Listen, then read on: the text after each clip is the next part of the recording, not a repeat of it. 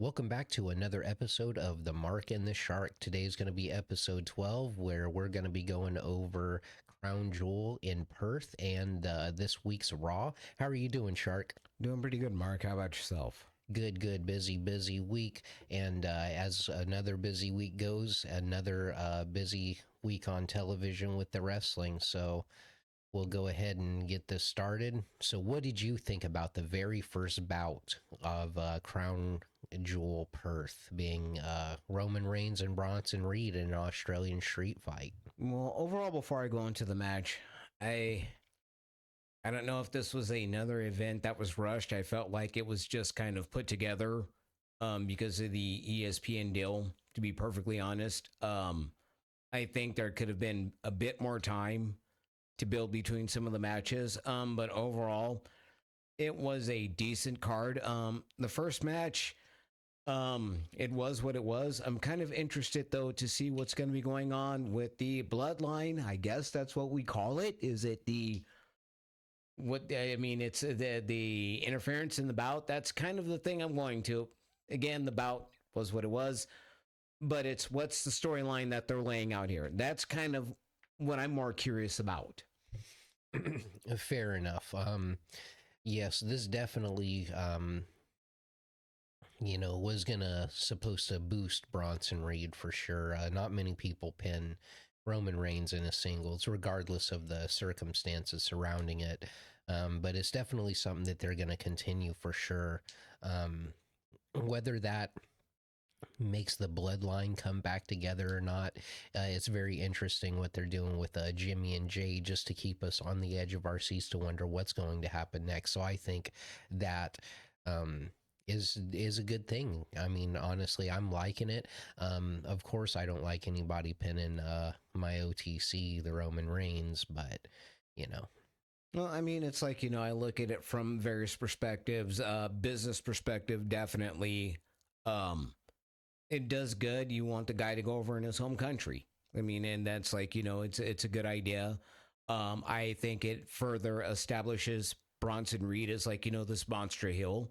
I really think that's a good thing for him, because yeah, I mean, granted, he has been around in the business a while, but as in terms of like, exposure to WWE, I think that this is a good thing for him. It's going to be interesting to see where it goes. Again, it is going to be one of those things of is Paul Heyman the mastermind? I mean, more than likely, this is more of Heyman's work, but it's going to be interesting to see where the story leads to. That's definitely for sure. no, definitely. And man, I really, like I said, I don't want to see the OTC lose, but then, what happens, happens. And after that, we got to see the women's crown jewel championship match. La Primera, Stephanie Vaquer versus Tiffany Stratton. Now, this is one of those matches that I had a hard time figuring out who I even wanted to win. Listening to earlier podcast, if you have, I'm a huge fan of both of them. So, who I really wanted to win, it would have made sense, Tiffy time to win, but also Stephanie Vaquer, they're strapping the rocket to her back, as they would say. Um, I don't really know how I feel about it. I'm still kind of 50-50 on, if I wanted Stephanie Vaquer to win. I'm happy that she won, but I'm also sad that Tiffany didn't. It's a weird spot. It is definitely a business move. Is what I see it as. They're definitely trying to expand into more markets. Stephanie Vaquer, I believe, Chilean, if I'm not mistaken. Yes. So that definitely gives them a new market to open up into, and it's just there's definitely it seems as in terms of how and who they're pushing, there's definitely been a change. It's I'm curious as to how those decisions are made more of behind the scenes, that because that's kind of more of the stuff of what really goes on behind the camera, more of what goes on in front of the camera. It's how those decisions are made. I will say this much: to me personally, that was the best bout of the night.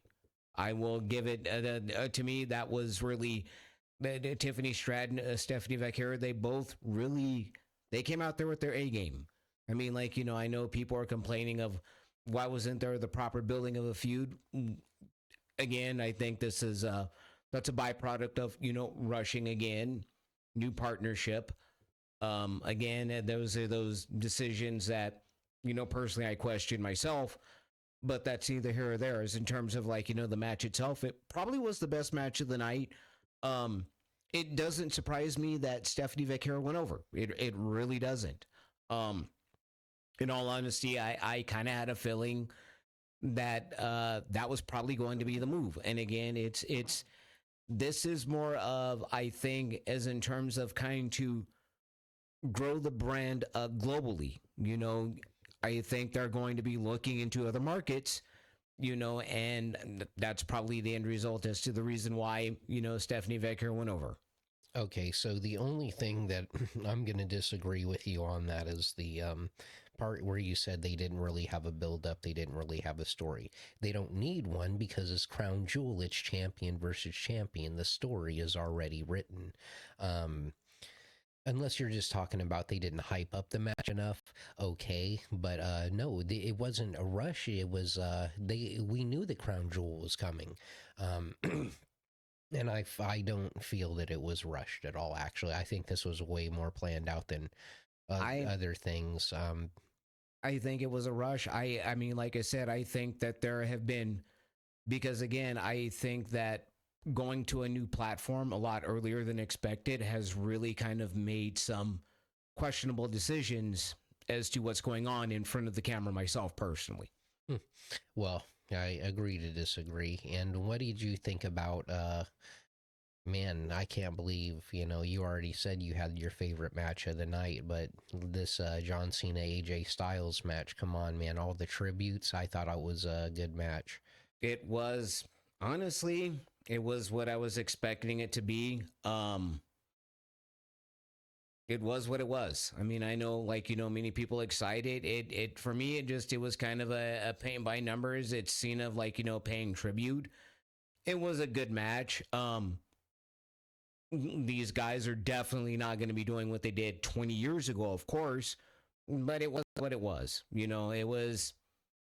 It was what I expected it to be perfectly honest with you.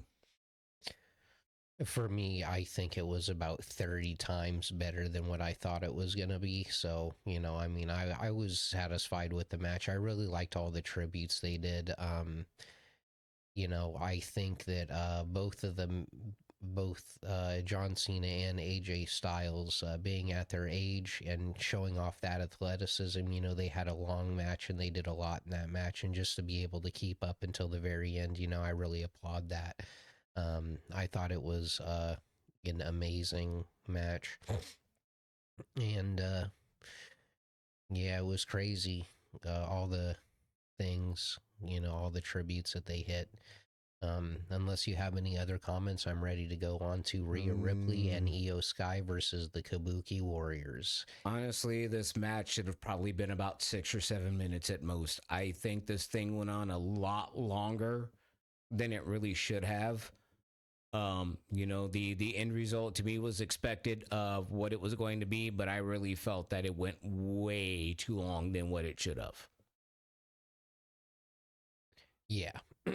I mean, I really don't have a comment on that as far as what you said. I'm not going to disagree with you, but I'm not going to agree with you either. I'm kind of neutral on it. I thought it actually was, it was what it was supposed to be to me. I feel like that's what they were going for and that's what they got. I'm a big fan of the Kabuki Warriors, Asuka specifically. And I get what they're trying to do, but I'm just not digging it. I mean, if you really want to Rhea Ripley on here and give her some. So, one thing I will say is they have been building this story up through backstage segments for the last couple weeks, maybe even more than a month.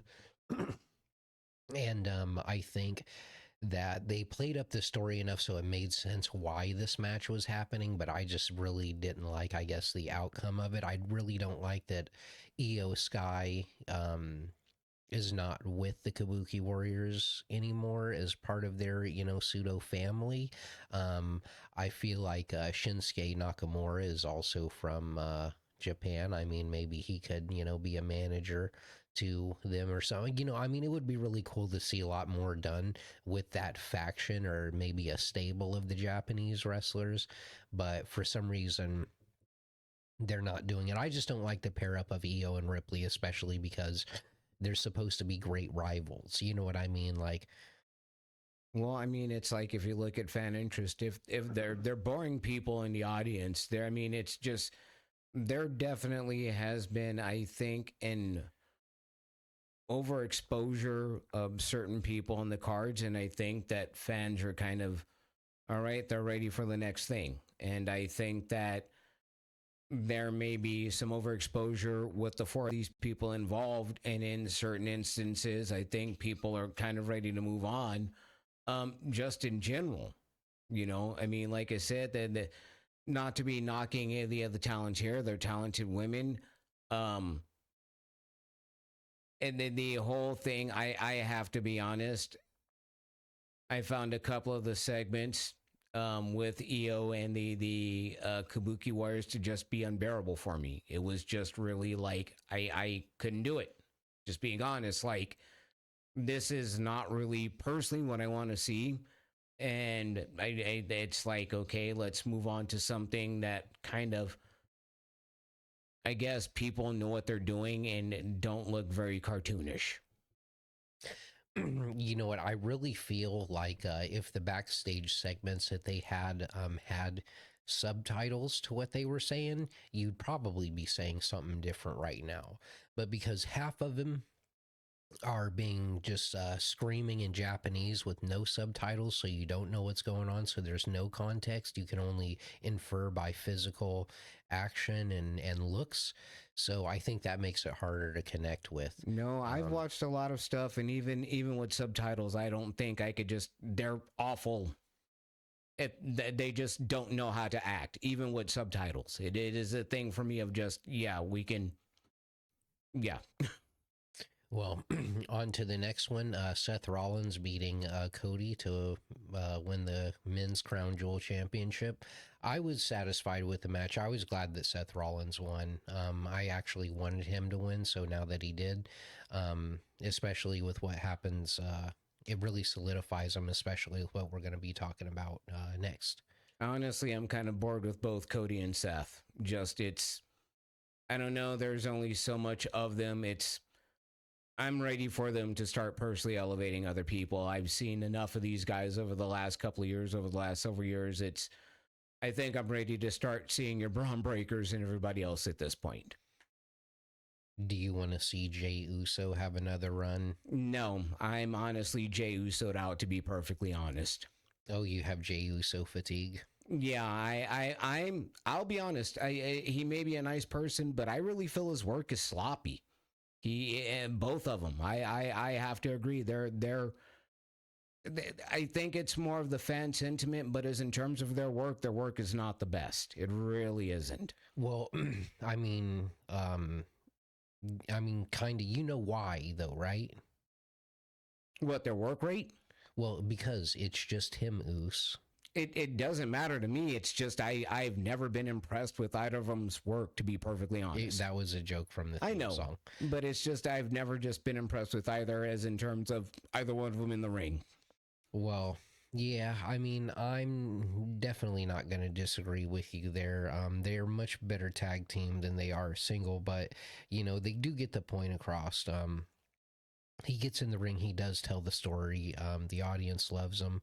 I don't have Jay Uso fatigue, but I might have Jay Uso theme song fatigue. Like at this point, if you gave me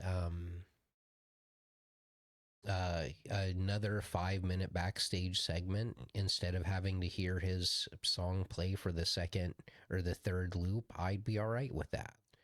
To me, it's just even getting the constant ooze even their backstage promos, even their backstage stuff. It's I guess it's just starting to grind on me in certain points. It's just, okay, I've seen enough of these guys. I'm ready to see what's next for myself personally. That's all. Definitely. I'll make sure not to call you Oos. Man, what a that kind of took us off of this, but yeah. So I think that unless you have any other comments about Seth, and he had a great promo after the match too, I'll give him that. But unless you want to No, state on there's anything, we nothing can. else really about and then the show, it was what it was, more or less, you know. Man, and now that takes us on over to WWE Raw. Seth Rollins comes out, lets him know about how dominant the Vision is. He's really hyping up everybody and mostly himself. Yeah, honestly, when I saw this promo, I already knew right where this was going to lead to. I've watched enough wrestling. Since I was knee high to a chipmunk. Once he started going off about what he was saying about I didn't need anybody, I knew right where it was going to lead to. It's as old as time itself when it comes to pro wrestling. You know where it's going to go. And then after he gets his in-ring segment, we go where people were singing his song, by the way. I love to sing his song. Dominic Mysterio defeated Penta in an Intercontinental title match. I've been waiting to talk about this because Dominic Mysterio did something that is very hard for me to see. Which is something that I have never seen in pro wrestling before. I've been watching pro wrestling for a long time. I've seen a lot of things. It's very rare that I see something and I go, I have never seen that before. So if it has been done somewhere, I haven't seen it. But when he went over to his titles and then took the timekeeper's bell hammer, Put it into his boot, and yeah, and put it into his boot, and did I've never seen anyone do anything like that before. I mean, I've seen him do other stuff, put stuff in a mask or whatever, but I've never seen a hammer in a boot before, and then a kick to the face. That was amazing. So I mean, I had to say I really like that match, and the ending of that was crazy because, how do you think Dominic Mysterio is really going to beat Penta, this, multiple time world champion all around the world, and that's how Dom does it. Dirty Dom. Simple, because he was booked to do it. Anyway, all jokes aside, but I will say this much. To me, when I look at Dominic or Dom, to me, he is this generation's Eddie Guerrero. What I mean by is he gets the crowd into it. There's a lot of mannerisms. He could really tell that Eddie Guerrero's definitely influence on him. I mean, he really does. A lot of his in-ring work, a lot of the things that he does, he really definitely studied what Eddie did. And and what he does is he does it as a tribute, but he does his own little twists and tweaks on it. That's what I like about him. Like, he really has come a long way. Not only just on his in-ring work, but his mic work. I mean, he really is. He's got a great future. I'm really, and this match was a really good match. It's interesting to see where the whole feud is going to go. What I did love is earlier when Rusev had come out there to confront Penta, and you see Dom coming up there walking, and then he sees Rusev there, and then Dom he does the Eddie thing, just slowly turns and just walks back off. It's those little things that I love, and he gets it. I mean, it wouldn't be surprising to me if Dominic winds up being a champion, like the guy in the next few years. I like, I could see him and honestly Braun Breaker almost having that kind of like, Eddie Guerrero, Brock Lesnar kind of feud for the title. I could honestly see that. Those are two guys I'm definitely going to be keeping my eye out on in the future. But like, again, good match by a Dom. Penta, again, amazing. To me, right company to go with. They're using him the right way in WWE. They knew how to use him, and it's just, it was a good match. Agreed. Rhea Ripley defeated Kyrie Sane.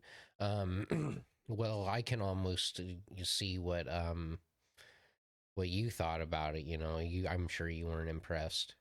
I'm like I said, I think I'm past Kyrie Sane. I think I'm over the whole, and like I was a Asuka fan. I think that they could be better used, especially Rhea. I, I don't know. I like there's reasons why they're the ones booking it, and I'm the one watching. Um, we'll see where this is all gonna go. I would say I was kind of less than thrilled about this, but it was funny because at the start, earlier, basically, Kyrie saying she didn't know she was going to have a match with Rhea Ripley. So And then Asuka slaps the living daylights out of Kyrie, saying that poor woman. for the If second anybody time, in the whole thing, I feel sorry for her because she's catching the abuse of everybody. She really is. I mean, she's getting it from Asuka. She's getting it from Io Sky. She's getting it from Rhea Ripley. That I hope she gets revenge on all of them. To tell you the truth, Kyrie saying, "Get your revenge, girl. Get your revenge on all of them." and then after that, we get Bronson Reed taking on Jimmy Uso. What did you think about that? Again, for me, Uso burnout. It was what it was. Um,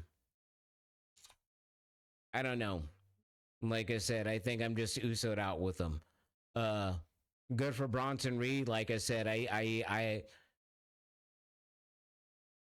that's another monster right there that they have that they're putting in the right position. Like like I said, it's although at this point, I will say this much as in terms of Jimmy. I will say I believe Jimmy actually works harder than Jay does. I will definitely give Jimmy credit. He does put in more work than Jay. Personally, watching this match, thinking about it, he does. Jay kind of more hot dogs it. I think Jimmy is kind of he's the better of the two. For me, that's not really saying a whole lot. I mean, granted, they're better than I am when it comes to pro wrestling, but I will say Jimmy at least has more of the fundamentals down. Jay is more of the hot dogger. And on to what do you think about the Lyra Valkyrie and Bailey versus Roxanne Perez and Honestly, Rachel? I thought this match went on way too long. This thing could have been shorter. It definitely could have. I still This match, they could have did this match in about 3-4 minutes. To be perfectly honest, it went on way too long. Raquel should have just squashed Lyra and won. It, it did. It was just kind of it was a slog. I mean, overall, to be perfectly honest with you, Raw was definitely a challenge to watch. Just lately, the shows have become a challenge to watch for me. Yeah, I don't really necessarily. I mean, I would like what they were doing with Bailey's character if they were doing something other than with Lyra Valkyria, but that's how that goes. And then it's main event time. CM Punk defeated Jey Uso and LA Knight to win a #1 contender to the championship. I'll say one thing: I was bummed out. LA Knight should have won. Yeah. Honestly, it's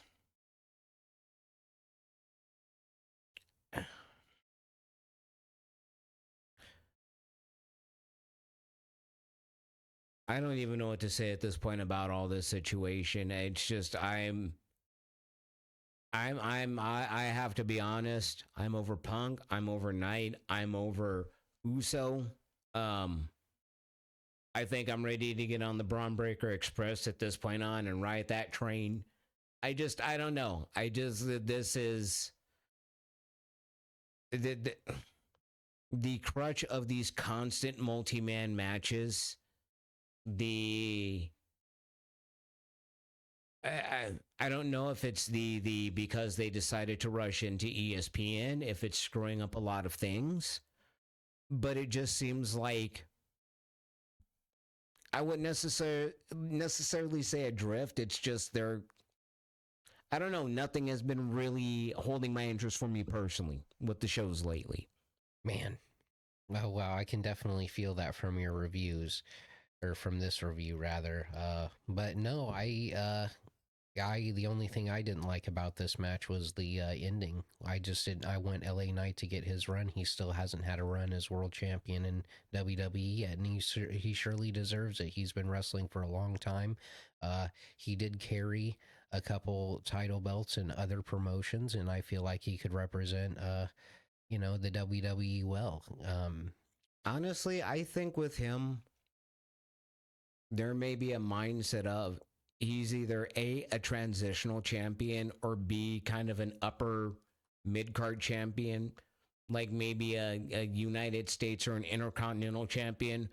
If he does get a title run, I think it'll be a very short run, to be perfectly honest. I think maybe a couple of months, but I don't see anything longer than that when it comes to LA Knight. Yeah, unfortunately, I wish he could go on a year-long spree of having it, but also I'd like to see Drew McIntyre also have a year with the belt. So that would be nice. Um, and then after that, we ended up getting a promo from the Vision where eventually Seth Rollins was attacked by Bronson Reed and Braun Breaker. It was Breaker was the one that started it. It's going to be interesting to see where this goes. I mean, really, it's obviously Seth really is injured, judging by everything we've seen. I mean, watching Raw myself, there was actually a moment earlier in the episode. I don't think Bronson Reed realized it. He actually touched Seth Rollins on his left shoulder. And it was Seth's reaction of, that was definitely something of, yeah, I'm beginning to think, unlike the last time when you pulled the stunt, this may be something that's actually legitimate. I actually watched the match. Um, I know about shoulders. I actually had my shoulder repaired almost 10 years ago. So I know what that's like. I think this is a case of where this is a legitimate injury. I mean, they did a good job of, you know, getting Seth out of the picture. It's going to be interesting to see what happens. As in terms of the Vision, really, I think they never got that really truly established. I mean, the name, just what they just named it not too long ago. If you think in the last several weeks, there really was no, I guess, legs under the group before this happened. I mean, I could see why the switch. Um, but it's going to be interesting. Is it a situation of where, there are many different ways they could go? Is it something that, like, is Paul Heyman, is Lesnar involved? Could he be the mastermind? I mean, there are various ways this could go. As in terms of Seth Rollins, it definitely looks like he's going to be on the show for a while, though. And then that concludes episode 12.